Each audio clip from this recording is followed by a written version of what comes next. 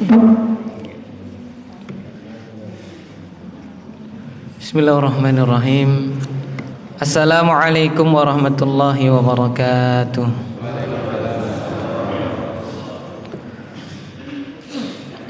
Innal hamdalillahi nahmaduhu wa nasta'inuhu wa nastaghfiruh wa na'udzu billahi min shururi anfusina wa min sayyiati a'malina. May yahdihillahu fala mudilla lahu wa may yudlil fala hadiya lahu. Asyhadu an la ilaha illallah wahdahu la syarika lah wa asyhadu anna Muhammadan abduhu wa rasuluh. Allahumma salli wa sallim wa barik ala nabiyyina wa habibina wa qudwatina nabiyina Muhammadin sallallahu alaihi wasallam wa ala alihi wa sahbihi wa man salaka binahjihi ila yaumil qiyamati, amma ba'd. Faqad qala Allah ta'ala fi kitabihil karim, ya ayyuhalladzina amanu taqullaha haqqa tuqatih wa la tamutunna illa wa antum muslimun.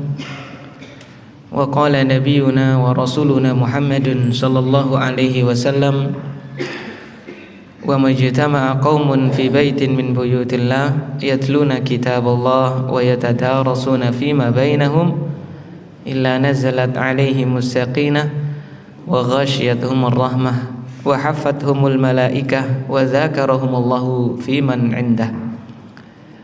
Wa qala al-imam Ahmad rahimahullahu ta'ala, an-nasu muhtajuna ilal ilm akthar min hajatihim ila at-ta'am wasyarab li'anna at-ta'ama wasyarab yuhtaju ilaihi fil yawmi marrah amratain wa amma al-ilmu yuhtaju ilaihi bi'adadil anfas. Amma ba'd.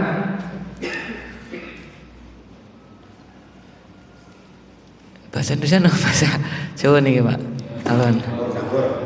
Terus kan campur bahasa Indonesia ngaten nggih. Bahasa Indonesia sekalian mohon nggih.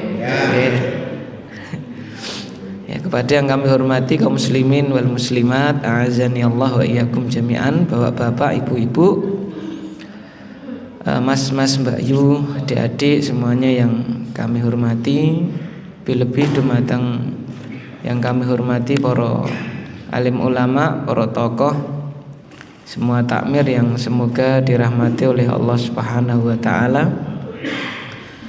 Segala puji hanya milik Allah Subhanahu wa ta'ala yang telah memberikan kepada kita berbagai macam curahan nikmatnya.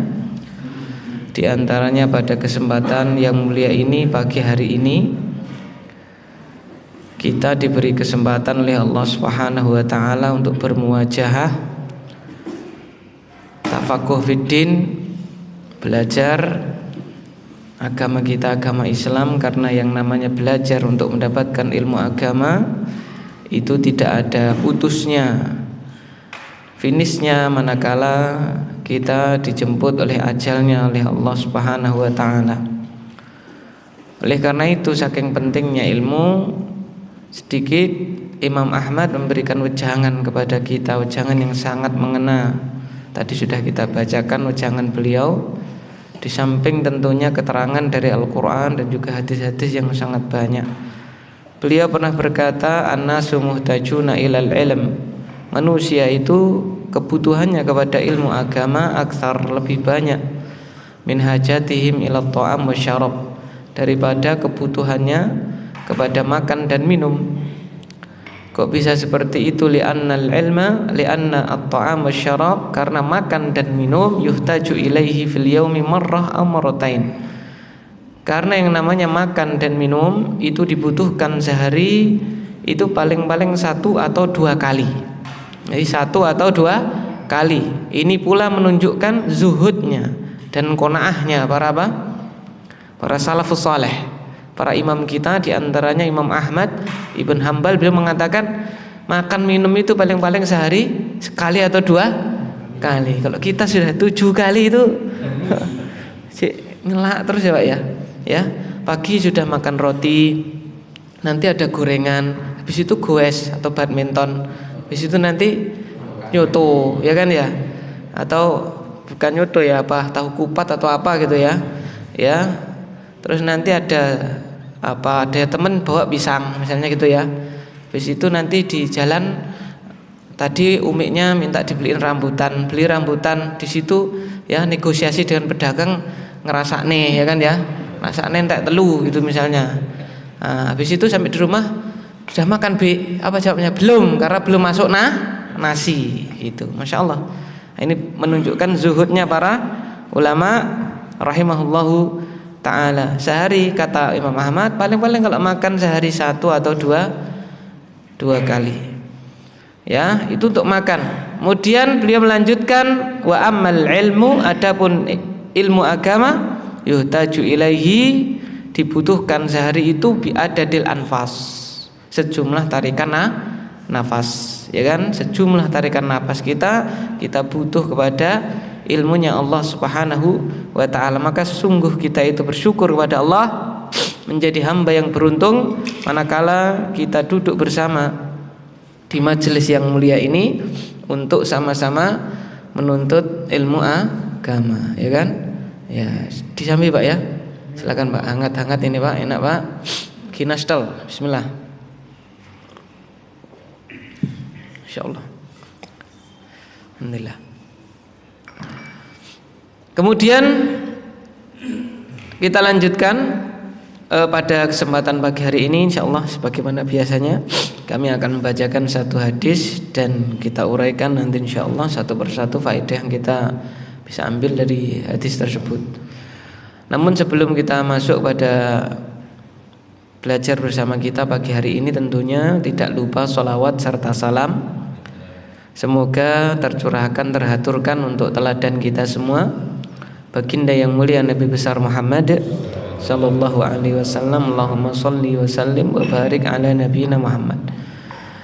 Hanya membacakan satu hadis dari sahabat yang mulia, an Abi Dzarrin radhiyallahu anhu, dari sahabat Abu Dzar Al-Ghifari radhiyallahu taala anhu, anna nasan min ashabi Rasulillah sallallahu alaihi wasallam qalu lin nabi sallallahu alaihi wasallam, bahasanya sekelompok sahabatnya Rasulullah sallallahu alaihi wasallam, dalam riwayat yang lain ini adalah sahabat-sahabat muhajirin, ya, dari kalangan sahabat-sahabat muhajirin yang mereka notabene termasuk fuqara, fakir miskin. Jadi fakir miskin dari para sahabat datang kepada siapa? Pemimpin kaum muslimin ketika itu, yaitu siapa? Rasulullah sallallahu alaihi wasallam. Itu kalau zaman kita sekarang mendatangi pemimpin fakir miskin, kira-kira ngapain itu Pak? Ya? Minta apa Pak? PKH atau apa gitu Pak ya. Kalau zaman kita sekarang, ya, fakir miskinnya para sahabat mendatangi Rasulullah sallallahu alaihi wasallam. Mereka berkata, qalu lin nabi sallallahu alaihi wasallam, berkata kepada Nabi sallallahu alaihi wasallam, ya Rasulullah, wahai Rasulullah, dhahaba ahlut tuthur bil ujur, telah pergi meninggalkan kami orang-orang kaya, bukan dengan harta mereka, tapi apa? Bil ujur, membawa pergi pahala. Kita ditinggalkan. Kami ditinggal oleh orang-orang kaya dengan pahala-pahala mereka. Lah kok bisa seperti itu? Yusalluna kama nusalli, karena mereka salat sebagaimana kami salat. Wa yasumuna kama nasum, dan mereka berpuasa sebagaimana kami berpuasa. Karena biasanya itu ya mohon maaf ini ya, kalau zaman kita, kalau zaman Nabi itu beda.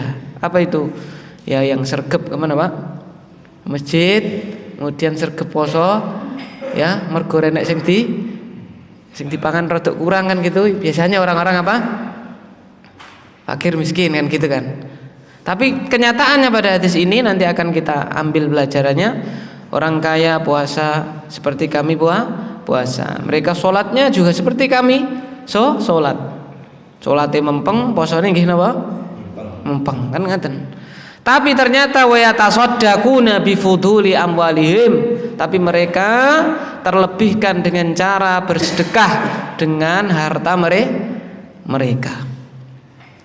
Qala, para sahabat ini minta solusi bagaimana caranya supaya kami yang keterbatasan harta ini bisa mendapatkan pula pahala apa? Sedekah. Jadi para sahabat iri bukan kepada materi hartanya, tapi iri kepada apa? Pahalanya, masya Allah. Rasulullah Shallallahu Alaihi Wasallam selaku utusan Allah pun memberikan solusi. Awalaisa qad ja'alallahu lakum ma tasaddaqun. Bukankah Allah telah menjadikan untuk kalian perkara-perkara yang kalian itu bisa bersedekah, mendapatkan pahala sedekah dengannya. Apa itu? Inna lakum bikulli tasbihatin sadaqah. Sesungguhnya kalian di setiap tasbih kalian subhanallah sadaqah, terdapat pahala sedekah. Wa kulli takbiratin shadaqah, dan setiap takbir kalian Allahu Akbar dihitung pahala shadaqah. Wa kulli tahmidatin shadaqah, dan setiap tahmid alhamdulillah dihitung pahala shadaqah. Wa kulli tahlilatin shadaqah, dan setiap tahlil kalian la ilaha illallah itu juga pahala shadaqah. Wa amrin bil ma'rufi sadaqah, dan memerintahkan kepada kebaikan amal ma'ruf itu dihitung pahala sedekah. Wa nahyin an munkarin sadaqah, dan nahi mungkar melarang perbuatan yang jelek itu juga dihitung pahala sedekah. Bahkan wa fi bud'i ahadikum sadaqah. Ya, apa Pak? Suami menemui istri dalam tanda kutip itu pun dihitung pahala apa? Sedekah, ya. Ya, ini dalam tanda kutip loh nih Pak ya. Ya. Ya. Sudah paham semua ini ya. Ya. Qalu ya Rasulullah, maka para sahabat pun heran. Wahai Rasulullah, ayati ahaduna syahwatahu wa yakunu lahu fiha ajrun. Apakah bisa seorang itu menyalurkan syahwatnya kok dapat pahala sedekah? Semangat loh Pak ya. Kan gitu ibaratnya. Ya. Apa kata Rasulullah? Qal ara'aitum law wada'aha fi haram. Bukankah kalau dia letakkan syahwatnya di tempat yang haram, ya, jajan, tapi jajan yang apa Pak? Jajan yang haram, kan gitu kan. Bukankah dia akan memikul dosa? Fakadzalika law wada'aha fil halal kana lahu ajrun. Demikian pula kalau dia letakkan syahwatnya di tempat yang halal, maka dia akan mendapatkan pahala. Ya, rawahu Muslim. Hadis diriwayatkan oleh Imam Muslim. Jadi ya nanti jangan anu pula ya. Ya ibaratnya yo kamu itu loh saya mau apa? Ngasih sedekah mendapatkan apa? Pahala kok apa? Dan seterusnya. Oleh karena itu nanti akan kita pelajari insyaallah. Para hadirin wal hadirat yang dimuliakan oleh Allah azza wa iyyakum jami'an. Hadis yang mulia ini memberikan faedah yang sangat banyak untuk kita dan harus kita ketahui. Yang pertama apa? Raghbatus sahabah radhiyallahu taala anhum asyadidah fil khair. Betapa semangatnya ya para sahabat radhiyallahu taala anhum untuk melaksanakan kebaikan. Ya. Semangat sekali sehingga para fuqara al-muhajirin dari kalangan sahabat, fakir miskinnya, para sahabat pun ingin mendapatkan pahala seperti orang kaya mendapatkan apa? Pahala. Ya kan? Ingin dapat pahala apa? Sedekah. Jadi semangat untuk melakukan apa Pak? Kebaikan, amal soleh itu semangat. Beda kalau kita ya, kita kadang-kadang itu ya, mohon maaf ini misalnya kerja bakti ya apa temannya sudah apa ngangkati meja, ngangkati kursi, kita apa usik genan gen koncone sik aku kan mau teko isik dhewe kok iki usik. Nah gitu ya, tidak semangat. Kalau sahabat bagaimana caranya saya kalau kebaikan itu apa ikut dengan semangat, kalau perlu pahalanya yang paling apa banyak. Seperti itu para sahabat, semangat sekali sehingga orang fakir miskin pun ingin bagaimana saya itu bisa apa? Sedekah lo gitu ya. Jadi kita harus hendaknya meniru para sahabat radhiyallahu taala anhum ajmain. Hal ini selaras dengan apa yang Allah Subhanahu wa taala perintahkan dalam Al-Qur'an. Wa fi dzalika falyatanafasil mutanafisun. Dan di dalam hal itu yaitu kebaikan, hendaknya orang itu saling berlomba-lomba ya, kita tidak iren. Ya, kenapa kita itu kalau dunia, kalau apa dunia kita itu lomba-lomba, tapi kalau kebaikan amal soleh kok kita apa? Iren. Ya, kita itu saling iren. Bagaimana itu? Ya kan? Lihat para sahabat radhiyallahu taala anhum ajmain. Bahkan Imam Ibnu Qayyim rahimahullahu taala ya Al-Jauzi, beliau pernah menerangkan, kana ashabu Rasulillah sallallahu alaihi wasallam yatanafasuna fil khair wa yafrah ba'duhum bi ba'din bi ishtirakihim fihi. Para sahabat itu karakter mereka adalah berlomba-lomba untuk melakukan amal soleh kebaikan. Bahkan mereka itu gembira manakala kebaikan tersebut bisa dilakukan pula oleh saudaranya yang lain. Itu ya, senang. Ya, bila kebaikannya itu disengkuyung bersama kan gitu, masya Allah.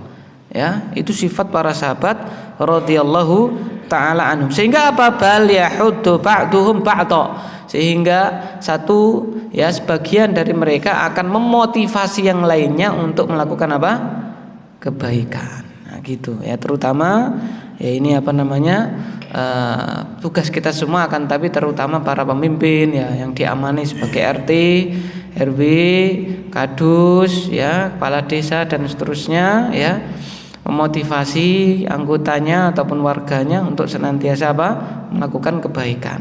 Kenapa kok kita ngelukro di dalam kebaikan ya? Kita nggak semangat kerja bakti ya kan? Kita nggak semangat ya dalam hal-hal yang apa namanya ya, itu merupakan ibaratnya itu rekoso untuk kita, kalau bahasa apa namanya Jawanya itu ya kan, karena memang itu kan kebaikan, sehingga namanya kebaikan pasti setan itu tidak apa, tidak lilo ya, nggak terima, nggak rela kalau kita melakukan apa kebaikan, sehingga ya mau ikut ngangkat meja ya tok-toke rada mundur sithik ya kan ya, ada orang lain yang apa di depan kan gitu ya, ada mau apa ya kan, infak ya kan dan seterusnya. Wih, anu toh donasine wis rampung toh ya, wah tiwas aku arep nah, misalnya dan seterusnya. Itu faedah yang pertama. Jadi hendaknya kita apa? Bersemangat sebagaimana para sahabat ridwanullah alaihim ajmain melakukan kebaikan. Nah, ini faedah nomor 2 yang juga kita bisa ambil dari hadis tersebut, al-husnu ala maqamat ala ma fatat minal a'mali shalihah. Jadi apa? Selayaknya kita selaku hamba Allah yang beriman itu sedih manakala terluput amal soleh, kebaikan ya, gagal kita kerjakan. Hendaknya kita apa? Bersedih. Sebagaimana para sahabat tadi sedih, mereka tidak bisa apa? Turut serta beramal, sedekah, dalam hal ini sedekah. Ya beda dengan kita yang manakala kita luput kerja baktinya sudah apa Pak? Selesai, kita alhamdulillah ya kan ya, donasinya sudah tertutup, kita belum sempat ikut apa? Alhamdulillah ya kan, begitu dan seterusnya. Nah, ini sifat kita. Beda dengan sahabat, manakala nggak bisa ikut kebaikan mereka sedih, mereka kecewa terhadap dirinya sendiri. Kenapa saya tidak bisa ikut serta kebaikan tersebut? Masya Allah ya. Maka benar sekali yang membedakan itu semua tidak lain tidak bukan adalah kualitas apa Pak? Iman kita dengan mereka ya. Mereka Masya Allah iman mereka sangatlah tinggi, sangatlah tebal, sehingga ingin semua kebaikan itu bisa dilaksanakan. Beda dengan kita, manakala luput dari kebaikan kita malah apa Pak? Senang, kan begitu ya. Oleh karena itu mari kita perbaiki diri kita sendiri-sendiri sehingga kita apa? Menjadi insan yang kamil, insan yang sempurna ya, mencontoh para sahabat radhiyallahu taala anhum, sehingga tidak heran yang mendapatkan gelar radhiyallahu anhum itu tidak lain tidak bukan tabi'in, bukan tabi'ut tabi'in, apalagi kita, tapi siapa? Sahabat radhiyallahu taala anhum ajmain. Semoga Allah meridhai mereka ya gitu. Faedah yang selanjutnya, kaum muslimin yang dimuliakan oleh Allah azani Allah wa iyyakum jami'an, apa itu? Bahwasanya ya hendaknya ya, kekayaan yang Allah Subhanahu wa taala titipkan kepada kita tidak menjadi sebab ngelukronya. Ngelukro itu apa, Pak? Hah? Kendornya ibadah kita kepada Allah Subhanahu wa taala. Itu ya, hendaknya harta, kekayaan dunia ya, yang Allah Subhanahu wa taala titipkan kepada kita tidak menjadi sebab ya kendornya ibadah kita kepada Allah Subhanahu wa taala. Sebagaimana disampaikan oleh para sahabat tadi, yusalluna kama nusalli. Mereka orang-orang kaya salat sebagaimana kita salat, ya kan? Berarti ya tahajudnya ya sama, ya, salat-salat sunnahnya ya sama, ya kan? Begitu. Salat-salat yang lainnya juga dikerjakan oleh orang-orang kaya. Yasumuna kama nasum. Mereka puasa sebagaimana kami juga apa? Puasa. Orang fakir miskin ya puasa. Kemudian ditambah lagi puasa dengan yang sunnah Senin Kemis. Orang kaya juga Senin Kemis ya, dan seterusnya. Ya, kadang-kadang kita itu Senin Kemisnya ya nunggu nanti kalau sudah kena apa, Pak? Gula atau apa kan ya. Tidak, hendaknya harta itu tidak menjadikan kita itu apa, Pak? Ngelukru di dalam apa? Beribadah kepada Allah Subhanahu wa taala. Kenapa? Karena tidak lain tidak bukan ya, dikatakan oleh para ulama ketika dipilihkan mana yang paling mulia, orang kaya yang dia bersyukur atau orang miskin yang dia apa? Bersabar. Maka Ibnu Taimiyah mengatakan ketakwaan masing-masing dari keduanya lah yang menentukan. Karena inna akramakum indallah atqakum, bukan semata hartanya, bukan semata kesabarannya, tapi lebih kepada ketakwaan ya orang-orang tersebut kepada Allah Subhanahu wa taala. Faedah selanjutnya, yang bagi alal muslim al musara'ah ilal khairat wal a'mal as-salihat. Hendaknya seorang muslim bersegera melakukan kebaikan dan melakukan amal soleh. Jadi hendaknya kita bersegera melakukan apa? Amal soleh, melakukan kebaikan, tidak menunda. Ya, dari mana kita ambil faedahnya? Itu tadi, orang-orang kaya mengamalkan amal soleh, sholat segera sholat, puasa segera puasa, punya harta langsung apa, Pak? Sedekahkan. Beda kalau kita ya, kadang-kadang memang sifat kita ini ya, kualitas iman kita tidak sebanding dengan para sahabat. Nah, kita harus meningkatkan iman kita ya. Adzan Allahu Akbar, oh lagi adzan ya, adzan syui ya. Nah, lalu dia masih ngapain di rumahnya dan seterusnya, tidak segera ke masjid ya. Kemudian ketika qomat ya, komat. Nah, dia apa? Wudu. Ketika sampai masjid, selesai sholatnya, apa yang dia imamnya terlalu cepat ya. Adzan dia bilang baru adzan, cik suwi, masih lama. Dia tunda-tunda, qomat, dia baru wudu, lalu apa? Setelah itu pergi ke masjid. Ternyata ya apa? Di masjid dia sudah rakaat terakhir atau bahkan terlambat masbuk ya kan. Lalu yang dia salahkan siapa? Imamnya terlalu cepat. Imamnya kecepatan. Nanti suatu ketika dia datang tidak terlambat ya, sholatnya lama, dia bilang imamnya apa? Imamnya kesuwen. Tapi ketika dia terlambat, dia bilang imamnya apa? Kecepatan, terlalu cepat. Nah, itulah sifat kita. Itu semua munculnya dari menunda-nunda Bapak kebaikan. Ya kan, kayak azan, dia segera wudu, ya pergi ke masjid, ya dia tunggu sholat, dia menunggu sholat itu, dia dihitung pahala Bapak sholat, ya dia menunggu sholat, intidharus sholah. Jadi menunggu sholat, ya menunggu sholat ditegakkan, itu pahalanya adalah pahala Bapak sholat. Dan ini yang memberi seperti ini hanyalah Allah Subhanahu wa ta'ala. Makhluk tidak ada yang seperti Allah, ya tidak ada yang sama seperti Allah. Contoh misalnya, kalau kita kerja kita terlambat, ya kan, gaji bisa berpotensi dipotong karena kita terlambat, ya kan. Pabrik itu biasanya dulu saya masih ingat orang tua saya kerja itu ada absen yang dimasukkan itu loh Pak, cetet, nanti kalau dia tepat waktu itu merah ya, apa namanya, hitam, tapi kalau terlambat nanti apa, tintanya jadi apa, merah ya kan. Dulu belum ada fingerprint itu kan seperti itu ya. Nanti kalau merahnya sudah banyak bisa apa Pak, dipotong gajinya itu kan, karena berarti dia sering terlambat. Tapi ya ketika jam 6 masuk jam 7, jam 6 datang masih ada jeda 1 jam, kira-kira dapat gaji lembur apa tidak? Tidak ada kan gitu ya. Tapi kalau Allah Subhanahu wa taala kita datang sebelum sholat ditegakkan, intidharus shalah, menunggu sholat, pahalanya juga pahala apa? Sholat dikasih pahala, masya Allah, lemburan ibaratnya gitu ya, lemburan pahala sholat. Padahal dia cuma nunggu, dia cuma duduk saja. Nah, masya Allah, ini kemahamurahan siapa? Allah Subhanahu wa taala ya. Yang selanjutnya faedah yang bisa kita ambil, jadi kita harus apa?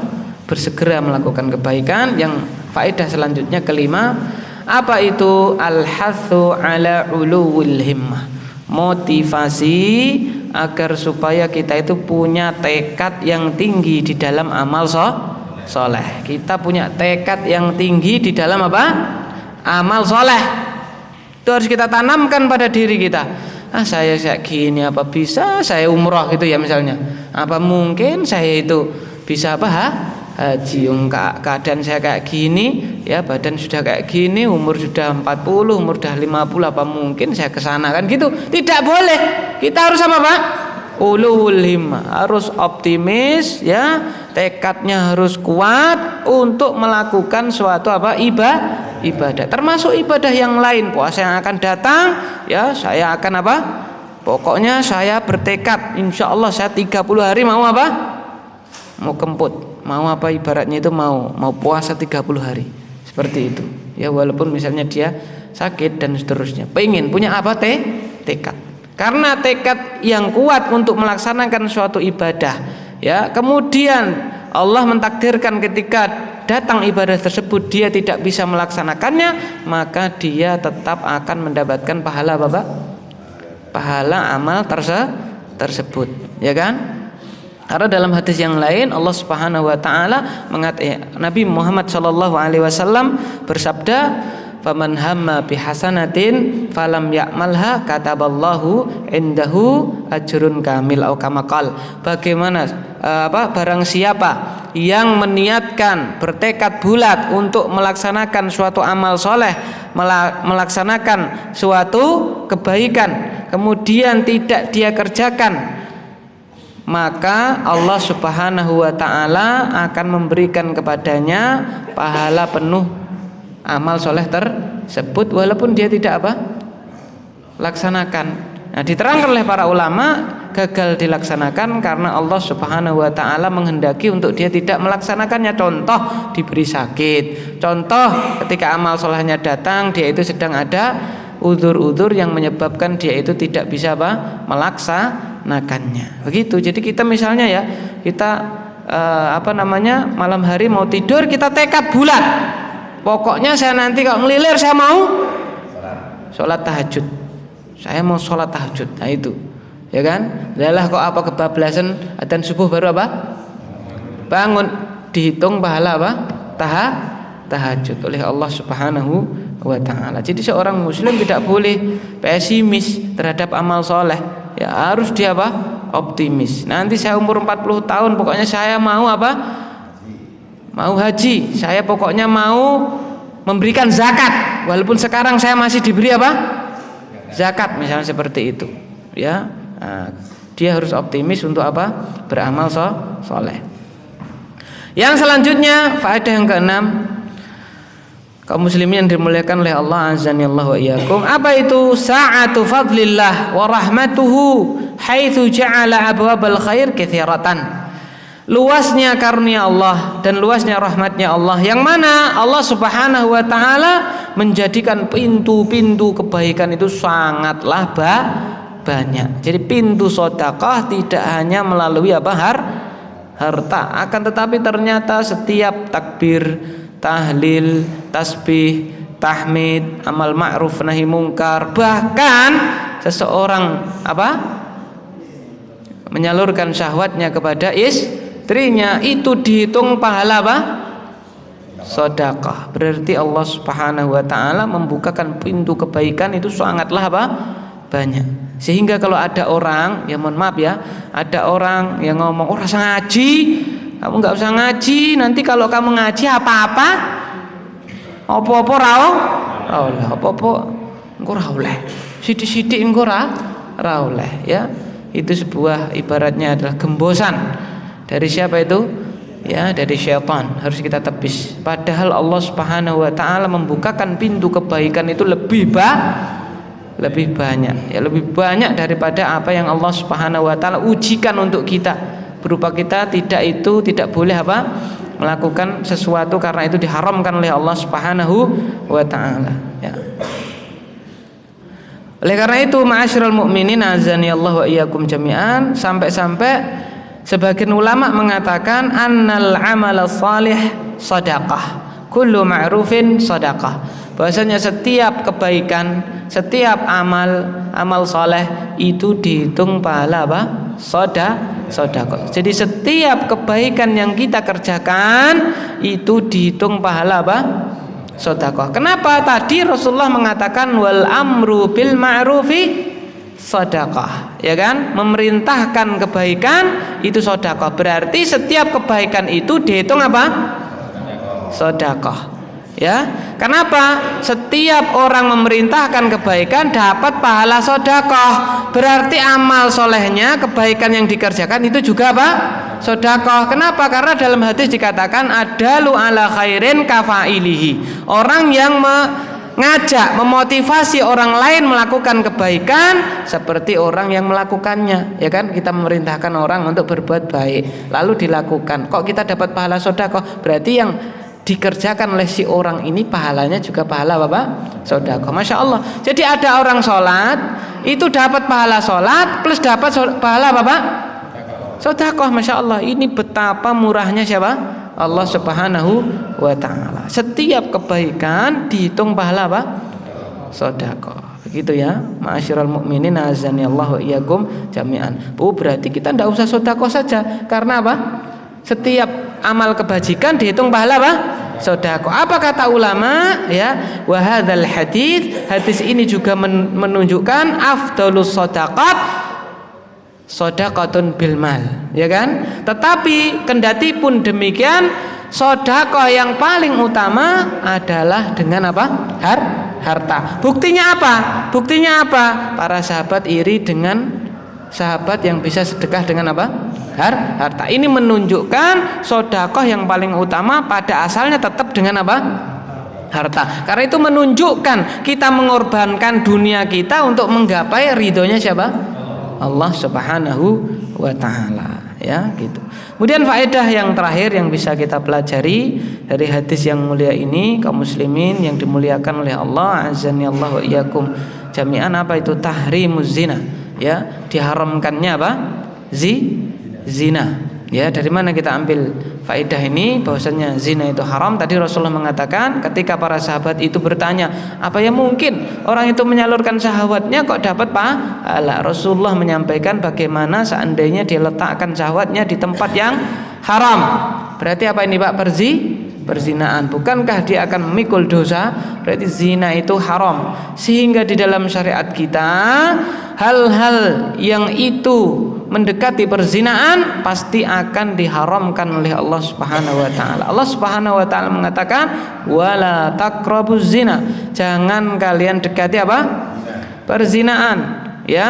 Innahu kana fahisyatan wa maqtan wa sa'a sabila. Ya, sungguhnya zina itu adalah jelek, adalah keji, ya, adalah jalan yang sesat, ya, jalan yang menuju kepada kebinasaan. Tidak boleh kita mendekati perzinaan karena kita hidup di zaman yang mana orang-orang itu sudah mulai lumrah, sudah mulai terbiasa dengan yang namanya Bapak perzinaan. Ora apa-apa, sing penting lanange tanggung jawab. Naudzubillah summa naudzubillah. Alhamdulillah lho, sing lanange gelem. Alhamdulillah sing lanang gelem apa? Tanggung jawab, ya. Apa itu, Pak? Terjadi kecelakaan gitu ya. Ya itu bukan kecelakaan, disengaja kok apa? Kecelakaan gimana itu ya? Terjadi sebuah kemaksiatan gitu kan. Lalu dia bilang, "Alhamdulillah loh Mas, sing lanang gelem." Gimana itu kan gitu kan. Jadi kita itu sudah digembos oleh setan sedikit demi sedikit, yang namanya perzinaan jadi apa Pak?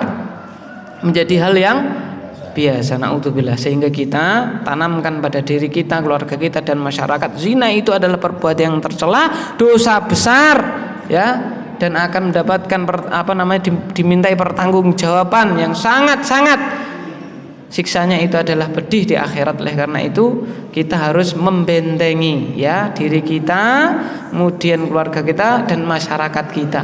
Oleh karena itu ya hendaknya para orang-orang yang diberi